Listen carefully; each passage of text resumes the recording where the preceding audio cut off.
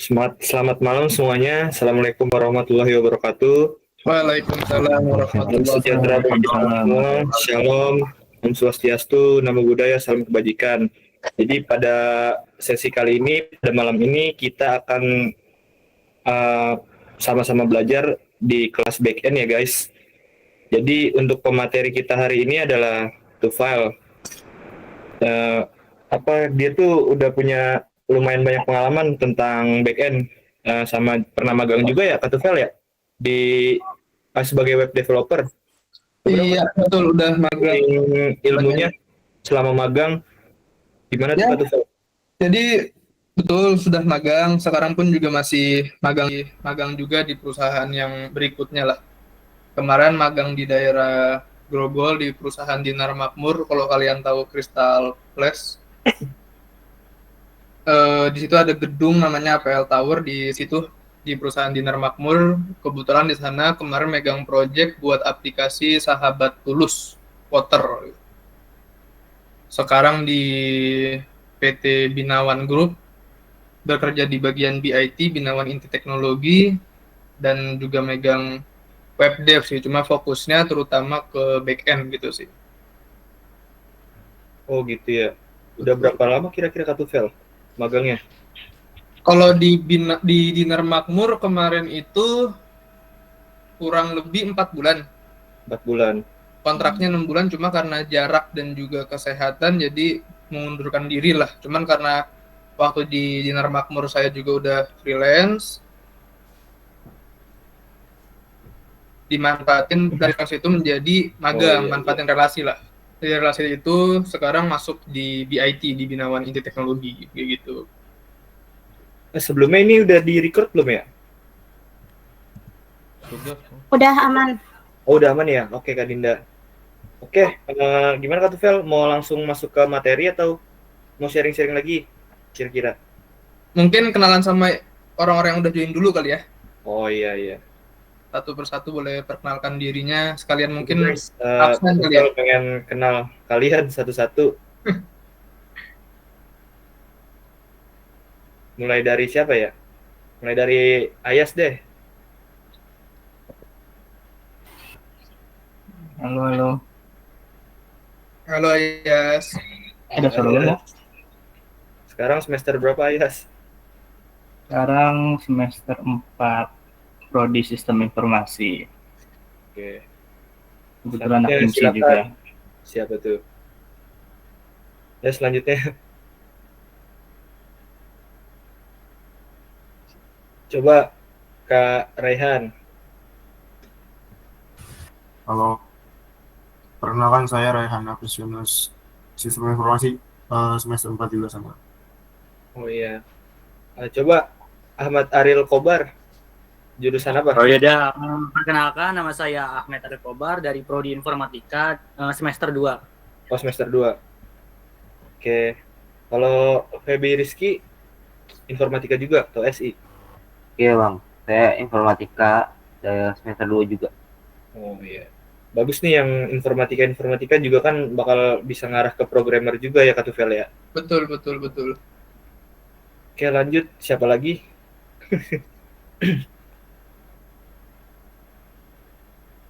Kalau nggak ada yang lanjut lagi, mau langsung masuk aja kali ke materi ya Kak Tufail ya? Boleh. Saya izin share screen kali ya. Oke, kepada Kak Tufail dipersilakan.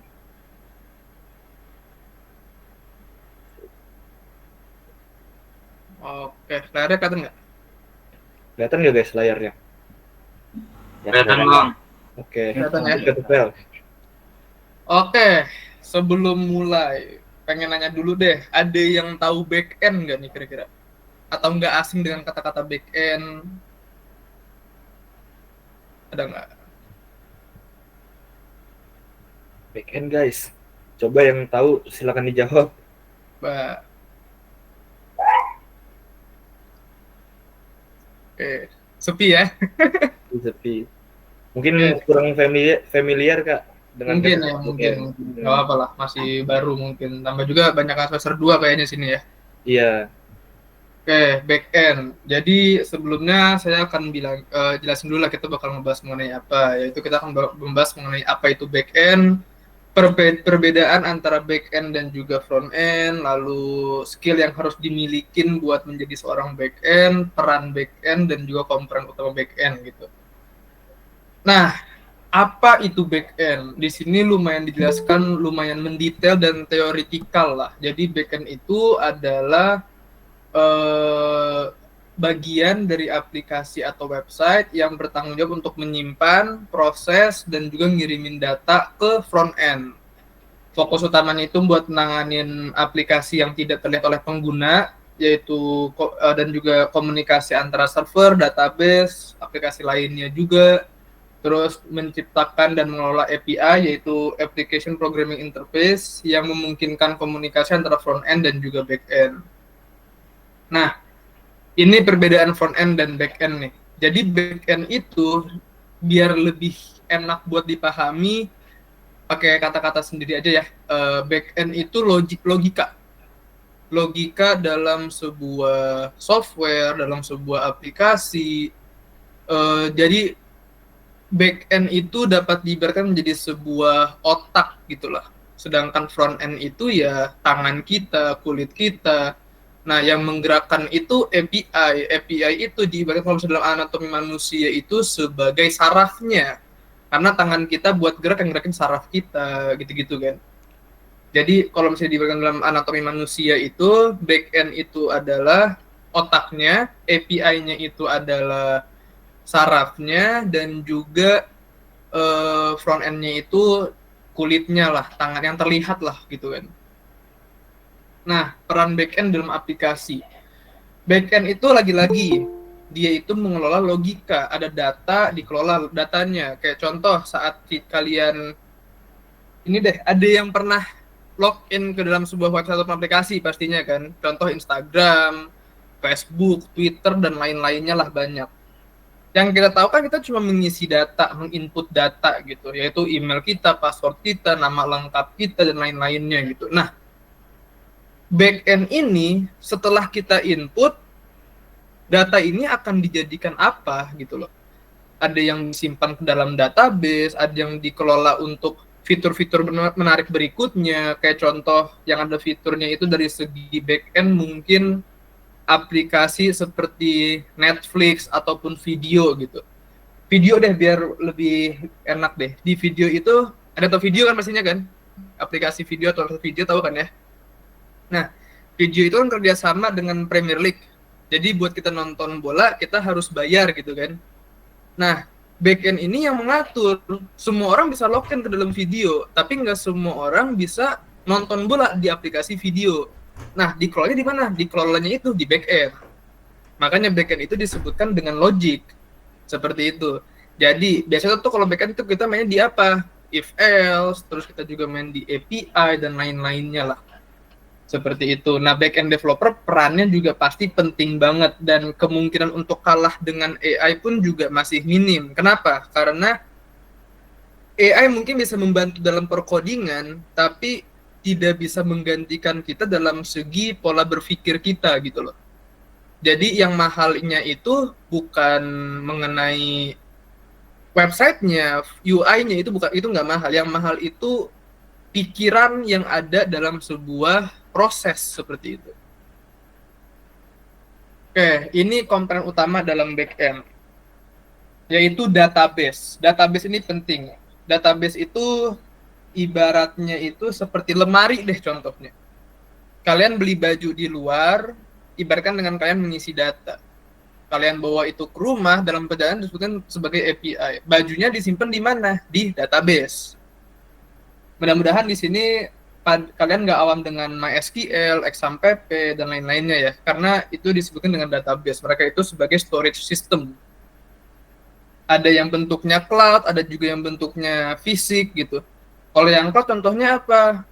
AWS misalnya. AWS kan dia membuka software untuk cloud. Terus ada Supabase. Kalau misalnya kalian menggunakan Next.js, biasanya menggunakan Supabase untuk database-nya. Kalau yang fisik apa?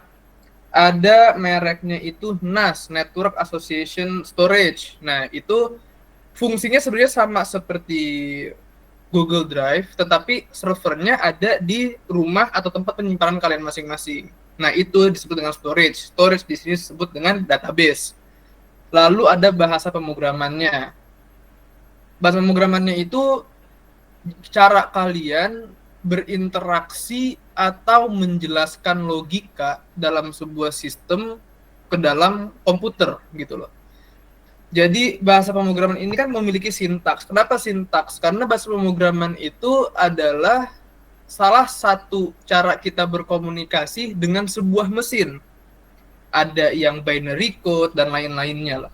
Jadi bahasa pemrograman itu, kalau ada yang pernah berpikir ngoding itu nggak perlu rendering, itu salah. Karena saat kita ngoding ini, bahasa-bahasa yang kita gunakan ini dia akan mengcompile bahasa yang kita tulis menjadi sebuah website gitu, seperti itu. Paham ya sampai sini ya? Sebenarnya di pertemuan pertama kita dulu lah, singkat aja, nanti kita akan mungkin mendalam saat sesi tanya jawab lah, seperti itu.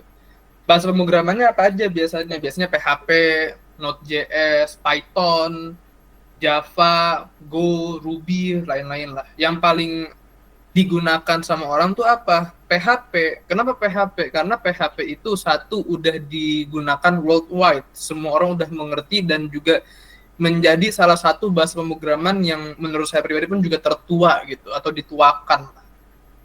Karena setahu saya, correct me if I'm wrong lah ya, yang paling tua itu Java seharusnya. Cuman PHP lumayan sering digunakan gitu. Seperti itu sih. Nah, lalu juga ada server. Apa itu server? Server itu menjalankan kode backend dan menangani request dari internet. Contohnya web server, runtime, XAMPP, Node.js, dan Unicore. Nah, server itu wadahnya. Jadi kalau misalnya kalian pengen upload sebuah website ataupun aplikasi yang memiliki sebuah database, kalian perlu server. Server ini sebagai wadahnya, dia yang mengkoneksikan dan juga menyimpan data itu dalam sebuah database. Bahkan kalian bikin website statis yang hanya menggunakan HTML, CSS, dan juga JS pun mereka tuh harus menggunakan sebuah server, karena server itu wadahnya. Dia yang mengkoneksi antara suatu pemrograman dengan internet gitulah, seperti itu. Makanya ada server hosting. Kalau misalnya kalian pernah tahu rumah web, hostinger, dan lain-lain lah. Nah, kalau XAMPP nih contohnya yang harusnya semester 2 udah belajar kalau nggak salah ya, apa ntar di semester 3 saya lupa. XAMPP ini dia menjalankan sebuah server secara lokal gitu. Jadi kayak contoh, saya punya sebuah website pribadi gitu. Mungkin simpel aja kita bikin buku tamu deh. Kalian sebagai user pasti punya akses ke dalam front end-nya, itu yang kalian lihat kan. Nah, front end-nya ini kalian isi data, nama, alamat, nomor telepon, mungkin seperti itu. Lalu kalian hit enter gitu kan, submit gitu formnya. Kalau pakai lokal, dia akan terkirim ke laptop. Seperti itu. Makanya server yang kalau misalnya kalian di perusahaan yang besar terutama nantinya ya, itu kalian akan menguploadnya itu ke lokal, tapi storage-nya disimpan ke server. Karena kalau misalnya nggak di server, laptopnya panas, bisa meledak bahkan karena lumayan banyak yang hit request dan lain-lain gitu kan. Nah, berikutnya ada API atau Application Programming Interface. Dia itu jembatan komunikasi antara front end dan juga back end antar sebuah sistem gitu. Jenis paling umumnya itu REST API, gunakan HTTP dan JSON. Cuma zaman sekarang pada banyaknya itu menggunakan format JSON lah. Ada GET dan juga POST seperti itu. Jadi API ini apa ya? Biar lebih enak contoh begini deh. Pasti kalian pernah ke restoran kan? Nah, di restoran ini Di restoran ini ada waitersnya, ada chefnya, dan juga ada kalian yang datang untuk masak gitu istilahnya.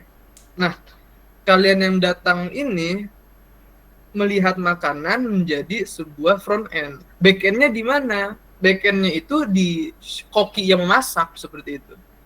logikanya itu semua ada di back end-nya, ada di Poki-nya itu. API-nya ini siapa? API-nya ini waiters yang mengantarkan makanan dari dapur ke kalian seperti itu. Jadi API secara gampangnya seperti itulah.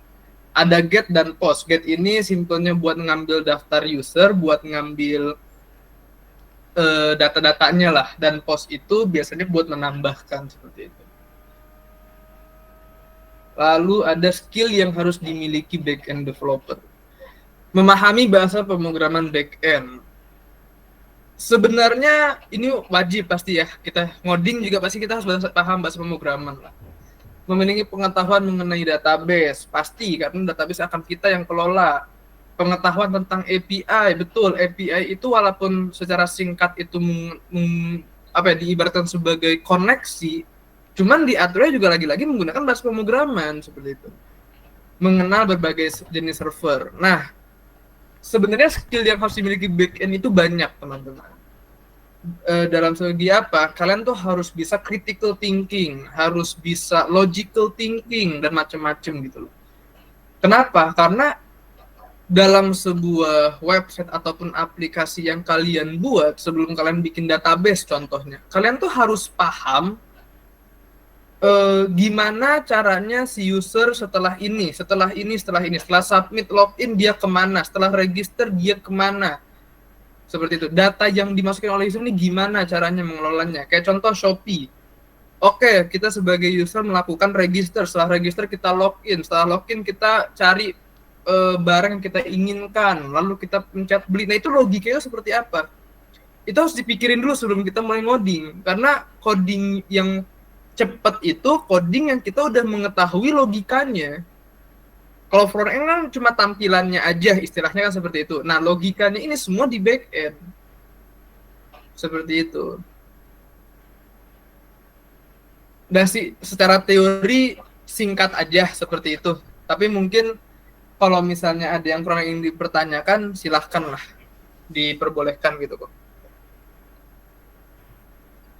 Iya guys, coba kalau ada yang mau nanya, mungkin dari materinya lumayan singkat ya. Kalau mau ditanyain lagi yang lebih, coba ke Kak Tufel. Kira-kira ada yang mau nanya nggak nih?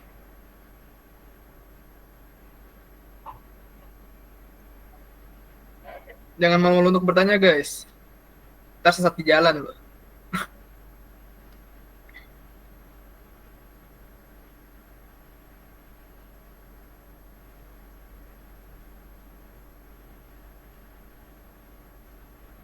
Ayo guys, ada nggak nih yang mau nanya?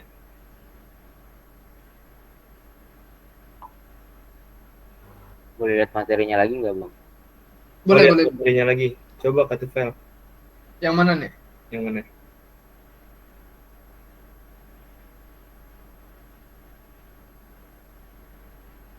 Lihat dari yang mana nih, Maaf?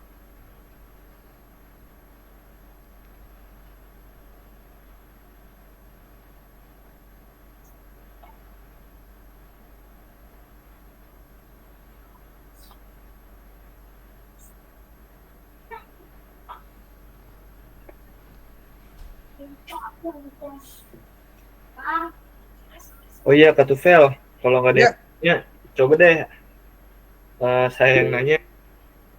Oh itu ada yang nanya. Boleh. Apa aja yang harus disiapkan ke depannya sebagai back-end developer berarti ya? Coba deh on mic biar lebih enak itu pertanyaannya. Jadi nggak salah paham, bener nggak? Silakan on mic tuh. Jangan malu-malu.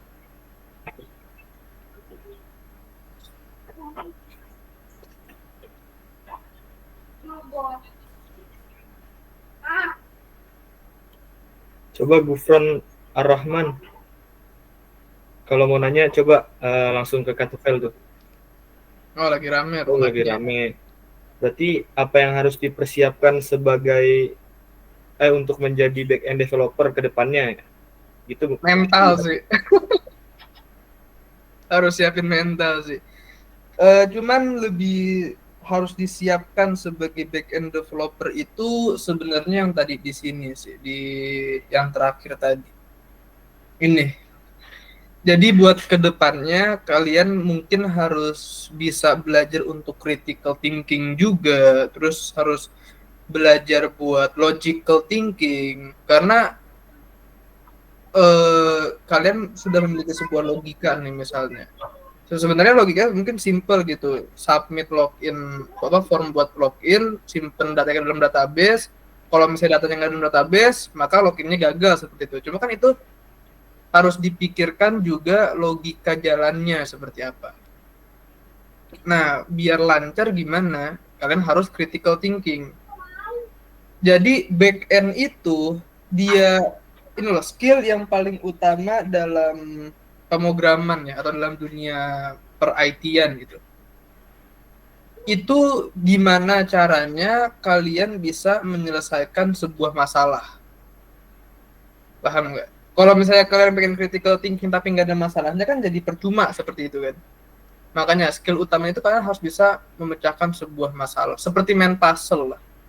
Kalau misalnya main puzzle dari gambar dan apa yang kita bikin nggak sesuai, kita harus cari gitu. Oh salahnya di mana, letaknya di mana seperti itu kan. Jadi itu sih. Yang terpenting kalau misalnya untuk tahap awal ya coba buat logical thinking aja dulu. Buat tahap awal ya. Kecuali udah advance itu. Kalau udah advance sih biasanya cepet gitu. Pengen bikin suatu ide ataupun apapun itu cepet satu udah kelar gitu karena otaknya waktu bikin tuh udah sinkron semua gitu. Cuman agak susah untuk mencapai tahap ke sana gitu. Jadi harus bisa critical thinking dan juga logical thinking. Critical thinking sebagai user gimana experience-nya. Logical thinking istilahnya tuh tanya ke diri sendiri, ini data mau gua apain gitu loh. Paham ya? Seperti itu sih. Nah, gimana tuh tadi Gufron udah lumayan paham belum kira-kira dari penjelasan Kak Tufel? Oh iya Kak Tufel, mau nanya nih, apa kalau back end itu bisa disebut orang belakang layar nggak sih? Bisa Bisa cuman ya? kan kalian juga sama di belakang layar kan. Nah, jadi back end itu dia emang di belakang layar lah istilahnya. Hasil kerja dia itu tidak terlihat sama orang seperti itu kan. Karena orang fokusnya itu lebih ke lebih ke front end-nya gitu. Tampilannya seperti apa Tampilannya. gitu kan. Ke UI-nya ya? Ke UI-nya betul. UI UX-nya. Nah, back end ini ngelolanya itu gimana sih gitu kan nggak? Kayak contoh Google Meet deh nih yang simple deh nih. Cara kita ngefilter orang yang pengen join kelas ini sama enggak kan ada tombol accept dan lain-lain kan. Iya. Itu kan dikelola oleh seorang back-end developer gitu karena itu sudah berkaitan dengan sebuah logik gitu kan. Logik itu seperti ini gitu. Jadi disebut di belakang layar betul tidak terlihat secara apa yang dibuat tidak terlihat memang. Cuman front end juga maksudnya di belakang layar seperti itu kan. Cuman lebih dilihatkan hasil kerjanya seperti itu. Oh dari Gufron Ar-Rahman nanya lagi nih Kak, nanti bakalan ada praktek ngodingnya nggak sih? Nah kira-kira alat dan bahannya apa aja yang harus dipersiapin untuk praktek nanti Kak? Kira-kira gimana? Akan ada rencananya sih kalau jadi akan ada Mas Firman ya sesuai dengan rencana kemarin ya. Akan ada paling yang disiapkan pastinya VS Code, lalu juga siapkan buat PHP-nya dan juga XAMPP-nya seperti itu sih. PHP MyAdmin ya? Iya, PHP MyAdmin. Coba download exam sama VS Code lah, itu aja sih. PHP-nya juga pastiin sesuai dengan examnya masing-masing lah. Itu aja sih. Ada yang mau nanya lagi nggak guys?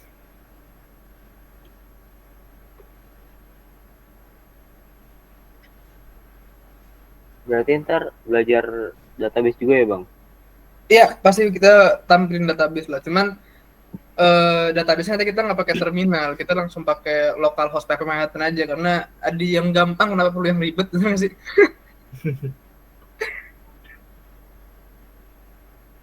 Gitu lah. Sama siapin mental deh. Iya. Oh ya berarti kalau di dalam dunia back end itu kita harus seimbang tuh ya Kak antara codingnya, database-nya dan lain-lain gitu ya. Jadi nggak harus coding aja gitu. Karena kan back end itu sistem sifatnya ya. Iya, backend itu sifatnya sistem, betul. Dibilang seimbang juga aslinya nggak harus sih, karena ada yang sebagai database spesialis, server spesialis, ada juga sebagai back-end developer, front-end developer. Jadi bilang seimbang tuh enggak. Cuman yang pastinya harus bisa ya critical thinking tadi sih, sama logical thinking sih. Itu sih. Itu yang paling penting lah. Karena kalau dibilang seimbang, dari pengalaman saya pribadi juga nggak seimbang-seimbang amat sih gitu loh. Karena susah untuk menyeimbangi semua gitu. Kalau misalnya kata mentor saya di magang sekarang, fokus ke satu program yang nantinya kita bisa jadi seorang spesialis seperti itu. Nah, saya pribadi karena emang background juga IPS kan ya, dulu di SMA ya, lumayan banyak buat critical thinking-nya, apalagi kalau misalnya debat-debat di dalam mata pelajaran tertentu. Jadi saya masuknya ke back end gitu, karena lumayan kepake dari critical thinking-nya seperti itu sih. Ini tadi ada yang nanya lagi nih Kak Tufail. Mau nanya, kalau untuk versi PHP-nya itu ada ketentuannya nggak? Kebetulan saya udah punya yang versi 8 di perangkat saya. Itu gimana tuh Kak Tufail? Mungkin nanti buat versi-versinya nanti dibahas nanti dulu kali ya. Nanti kita infoin di grup aja kali ya, Firman ya. Oh iya. Biar selaras semuanya kan. Biar juga menghindari minimnya error gitu. Itu aja lah. Soalnya kalau misalnya ditentuin dari sekarang, takutnya download masing-masing berubah juga kan. Jadi nanti kalau misalnya ini kita kirimin linknya aja, mereka download aja langsung gitu kan. Lebih enak ini. Oke deh kalau gitu. Kira-kira ada lagi nggak guys yang mau nanya nih?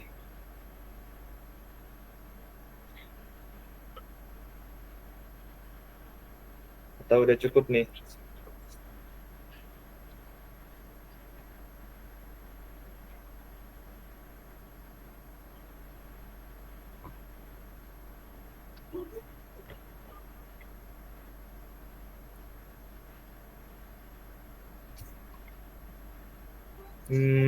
Kalau oh iya Kak Tufel, mau lagi nih, apa ya? Kalau misalnya di industri pekerjaan, kira-kira peran back-end developer itu apakah sangat begitu penting di dalam industri pekerjaan? Maksudnya, apakah sangat dibutuhkan gitu dibanding IT yang lain?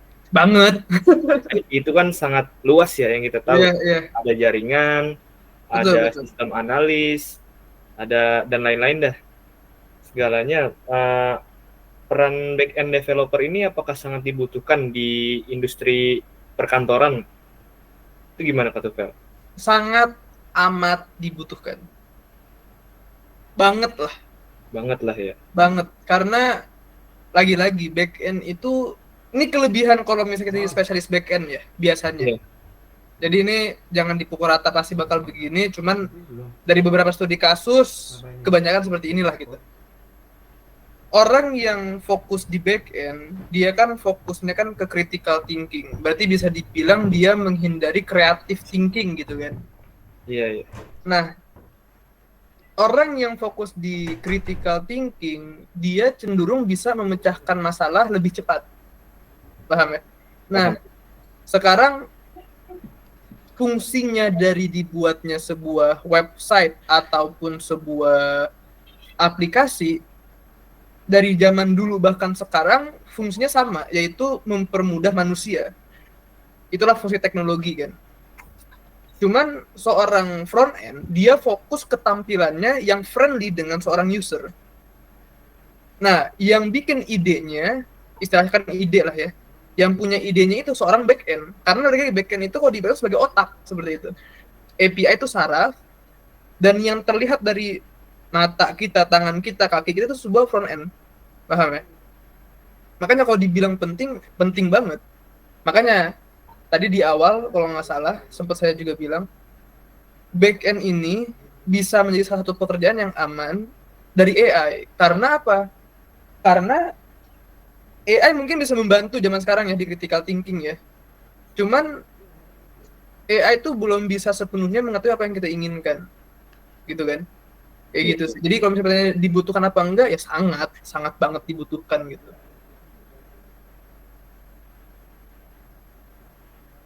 Oke. Ada lagi kah yang mau nanya?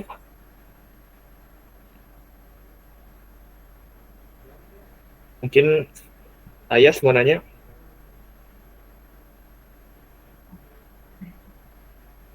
Oh, mau nanya nih, ada lagi kak pertanyaan kak? Mau nanya kak, apa nih? Apa pantangannya selama kakak menjadi back-end developer? Mental, Pantangannya kak, mental ya? mental, capek. Backend tuh capek karena ya itu berpikir itu bukan suatu hal yang mudah lah ya kadang-kadang ya. Apalagi kalau misalnya kita freelance gitu, orang pengennya A, sedangkan dari segi sistem kita ngertinya B gitu kan. Itu dan juga gimana caranya kita bisa menjelaskan ke seorang front end developer kita maunya seperti ini dari sisi back end. Tampilannya harus kurang lebih begini. Kayak gitulah. Paham ya? Jadi itu lumayan PR. Terus seperti pantangannya itu kalau misalnya permintaan menggunakan bahasa pemrograman yang baru atau framework yang baru. Kayak contoh biasa saya menggunakan vanilla PHP, nggak pakai framework. Cuma bikin index PHP, bikin routersnya, API-nya sendiri segala macam. Tiba-tiba di kantor ataupun saat freelance dapat permintaan menggunakan Next.js. Harus dipelajarin lagi karena Next.js itu menggunakan JSX ataupun TSX seperti itu kan. JavaScript ataupun TypeScript seperti itu. Pantainya seperti itu. Cuman at the end dari segi logika semuanya sama. Cuman yang berubah itu sintaks. Tapi abis saya jalan sejauh ini dari segi sintaks pun nggak beda jauh gitu loh. Kayak contoh saat pengen manggil sebuah database, nggak begitu jauh. Makanya kita harus bisa juga buat paham OOP. OOP itu Object Oriented Programming. Nah itu sebenarnya tuh OOP itu cuma sebagai sebuah cara perkodingan lah. Biar kalau misalnya kalian pernah tahu clean code, jadi codingan kalian tuh terlihat bersih gitu saat ngoding gitu kan. Jadi contoh ada button buat login, button buat ini. Nah itu kalian bikin sebuah satu komponen button yang nanti dipanggil gitu. Pantangannya itu kalau misalnya kita berubah dari bahasa pemrograman atau framework yang kita biasa gunakan, tapi klien minta yang lain gitu kan. Karena mungkin dia lebih awam atau mungkin dari framework Next.js itu bisa lebih mempermudah dalam sisi SEO-nya. Jadi kita harus mempelajari, itu yang susah. Cuman so far sih karena lagi-lagi logiknya sama, bukan pantangan yang besar gitu lah. Belum menemukan sih pantangan yang besar sih.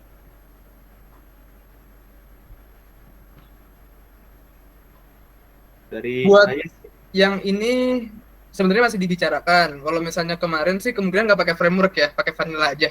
Karena kan kita biar kalian juga paham dalam bentuk codingan tuh API ngapain sih kerjanya, database itu gimana sih, nanti tampilinnya gimana sih, jadi lebih gampang untuk dipahamin lah. Kalau misalnya pakai framework, takutnya 8 pertemuan nggak cukup kali ya. iya benar-benar. Sama PHP itu kan salah satu pemrograman yang paling mendasar. Paling mendasar dia. Jadi biar kalian paham dasar menjadi seorang back-end lah, seperti itu. Nah, ada lagi nggak guys yang mau nanya nih? Omongannya dong kak, kan itu bahasa pemrograman kan banyak. Kalau yang sering dipakai buat di perusahaan tuh bahasa pemrograman apa sih? Macem-macem sih, macem-macem. Tapi biasanya buat backend itu PHP, TypeScript juga. Jadi bahasa pemrograman yang digunakan untuk backend itu tergantung framework yang digunakan sebenarnya. Kalau pada dasarnya atau umumnya yang digunakan ya PHP gitu loh. Pada umumnya ya. Cuman kalau kita pakai framework Next.js, TypeScript, gitu-gitu sih. Bisa Python juga. Di sini kalau nggak salah ada di slide tadi deh.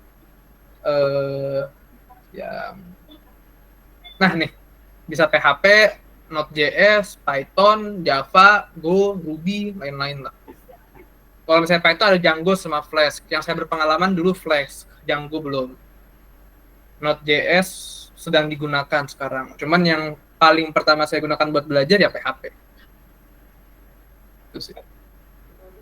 Oh gitu kak. Berarti, ada pertanyaan lagi nih. Depannya bakalan ada kelas offline juga kak. Nah itu panitia yang tentukan lah. Nanti dari panitia ya guys yang nentuin mau ada kelas offline apa enggak. Nah, berarti Kak Tufel nih udah lumayan berpengalaman ya, cukup berpengalaman dalam dunia website ya. Alhamdulillah lumayan. Nah, Alhamdulillah. Kalau misalnya dalam dunia mobile programming itu kira-kira udah punya pengalaman belum Kak? Kira-kira gambarannya seperti apa? Kebetulan sudah pernah waktu magang di Dinar Makmur kemarin.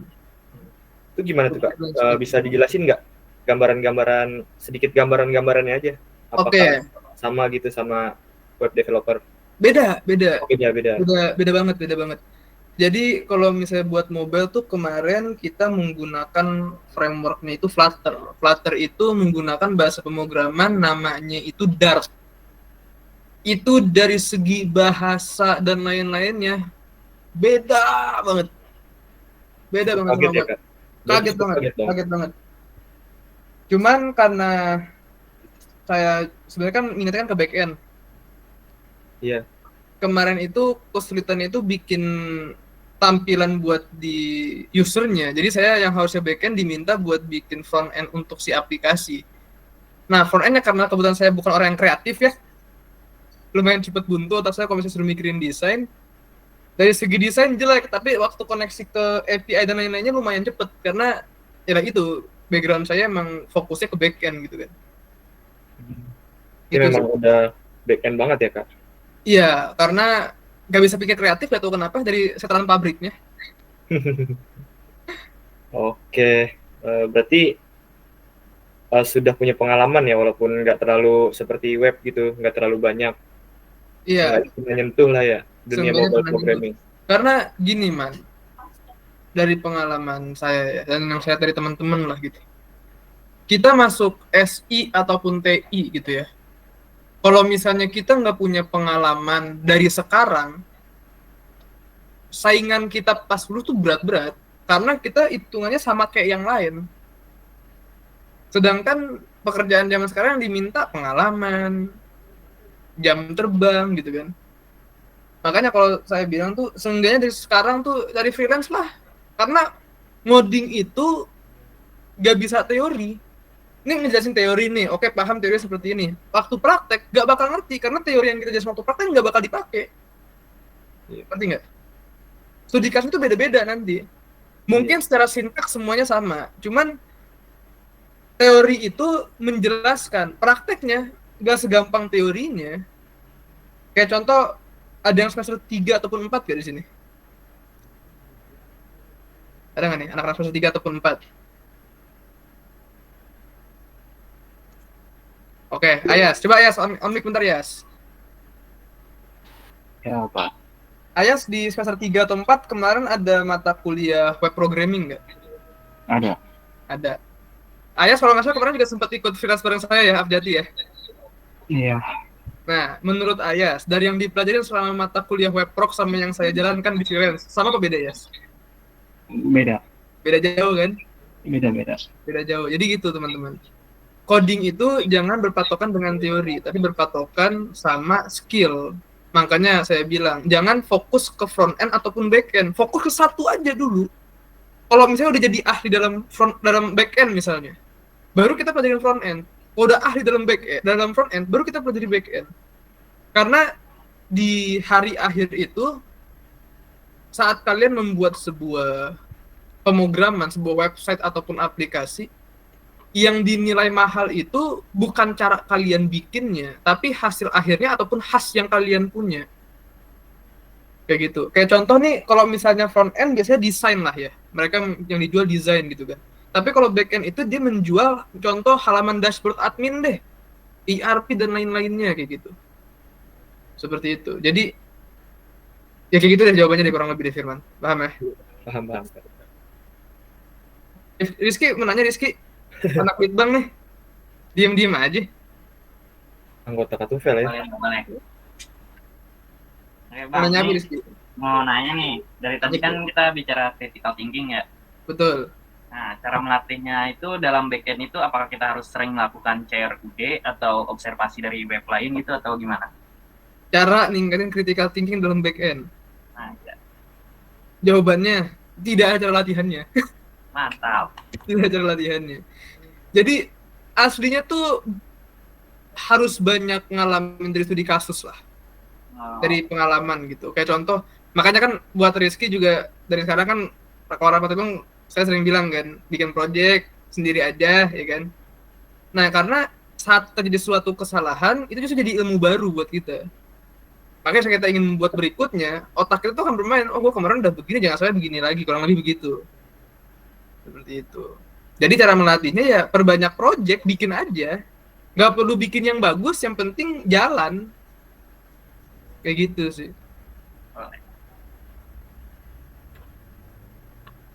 Cara instalasinya paling mudah, buka YouTube. Ya buat instalasi, kalau nggak salah lumayan jelas kok ya di website XAMPP ya. Tinggal buka link XAMPP, ada tombol download, sesuaikan dengan laptop gimana, ada yang 64 bit, 32 bit, sesuaikan, download, ntar langsung ke download, terus ikutin tahap, sudah ke download, muncul Windows Firewall, kalau nggak salah, ikutin aja langkah-langkahnya, ntar bisa langsung. Nanti mungkin dibantu kirimin link pendownloadan XAMPP kali ya, dari panitia kali ya, di grup ya. Ya nanti kita ini bantu cari Siap. linknya. Cuma nanti kita sesuaikan dengan bahasa apa versi PHP-nya juga. Soalnya biasanya yang ribet tuh versi PHP-nya. Kayak gitu sih. Oke. Satu pertanyaan lagi nih, kira-kira ada yang mau nanya nggak nih? Ayo last question guys. Bang, kalau jadi developer itu wajib harus belajar pakai Linux nggak sih bang? Linux enggak. Saya selama ini pakai Windows, aman-aman aja. Nggak harus. Tapi Linux mungkin poin plus untuk dipelajari lah. Karena Linux punya keunggulan-keunggulan sendiri dibandingkan Windows, tapi Windows juga punya keunggulan sendiri dibandingkan Linux kan. Tapi kalau sebagai developer nggak harus sih. Karena fokus kita itu kan paling ngodingnya itu di VS Code. Pun juga nanti kalau kita pakai dependencies yang lainnya kita bakal download kan. Kayak contoh buat pakai Next.js atau Node kita harus punya Node ya, download Node-nya gitu kan. Jadi enggak sih. Kalau selama ini saya kurang lebih udah 2 tahun lah bener-bener terjun ke dalam dunia perkodingan.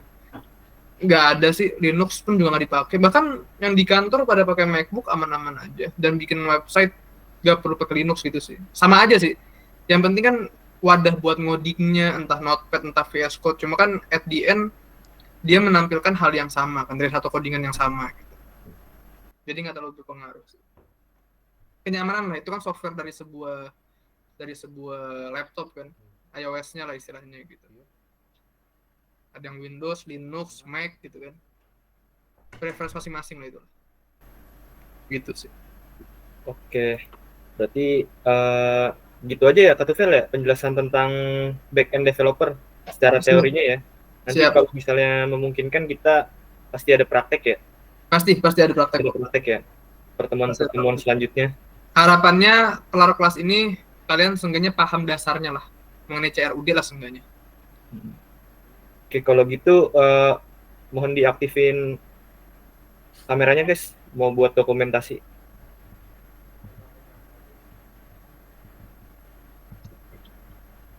Yuk, tolong diaktifin kameranya.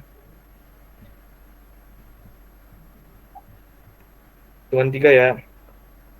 1, 2, 3.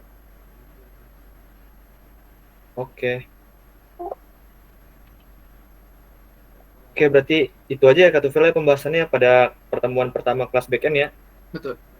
Oke semuanya, thank you ya yang udah join.